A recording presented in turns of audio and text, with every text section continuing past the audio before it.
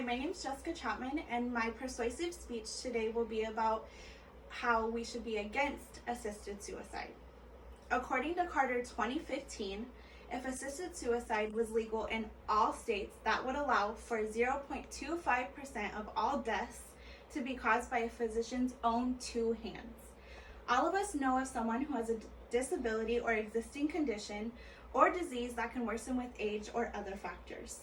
Or even some of you may have a condition of your own that is potentially life-threatening.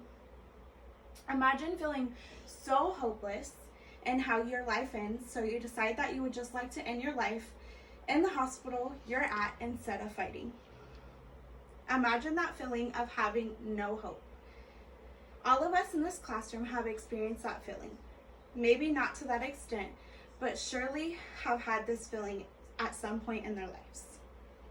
Therefore, I want you guys to listen about how we can stop this immoral suicide that takes place by the hands of the people who are supposed to aid us in better health and well-being.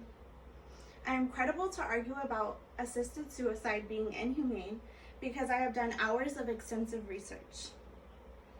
In this argumentative speech today, I will be talking about how assisted suicide is unjust and how it should not be incorporated in our healthcare systems.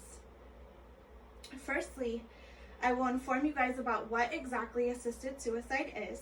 Secondly, I will focus on why assisted suicide is wrong and should be banned in all states. Lastly, I will discuss what we can all do to solve the problems of assisted suicide.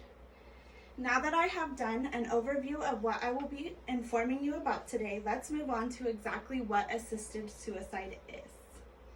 According to K. Jarvik, health professionals such as nurses or doctors will administer lethal drugs that will end with the intentional outcome of ending the patient's life. The lethal drugs physicians commonly use during the assisted suicide are secobarbital, and after that is administered, they'll follow up that dose with pentobarbital. According to Alsop, the patients who tend to request these lethal drugs with the assistance from a nurse or doctor are usually terminally ill patients or patients that are diagnosed with suicidal depression. Terminally ill patients are those considered to be near death but are in critical pain and very, very uncomfortable. According to McDermott, on October 5th, 2015, California became the 5th state to allow assisted suicide. Assisted suicides are legal in 10 jurisdictions: California, Colorado, District of Columbia, Hawaii, Montana, Maine, New Jersey, Oregon, Vermont, and Washington. Now that I have informed you guys about what assisted suicide is, I'm going to argue about why assisted suicide is inhumane. According to Rubin, the debate about whether or not suicide should be legalized or not has been around for decades. The main debate is usually between health reformers and religious groups such as Catholics and Christians.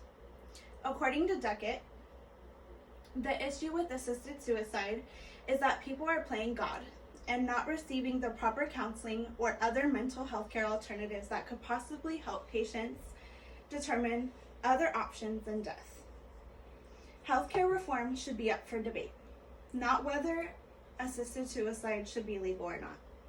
According to Casimir, legalizing assisted suicide can lead people to determining that they can in fact murder not only themselves, but others because of self-determination.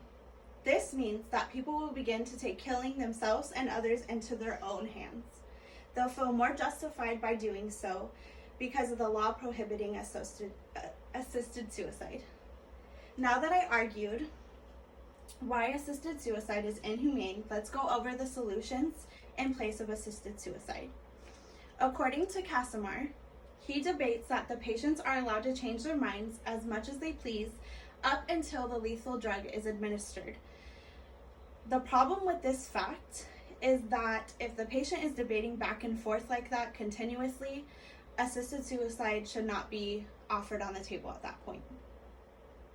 According to McDermott, assisted suicide from health professionals could very easily become a cheaper alternative to proper health care.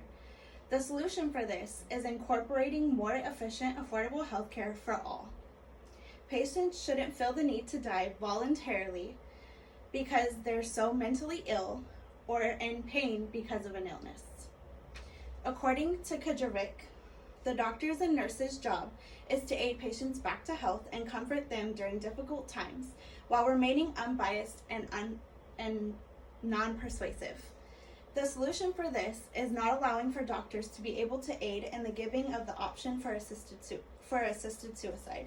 They shouldn't have the right to end someone's life when the whole point of their jobs is to save lives. Imagine a doctor giving you your options for treatment and assisted suicide being a very valid option. It's simply inhumane. Now that I have informed you guys about the solutions instead of assisted suicide, let's conclude this speech.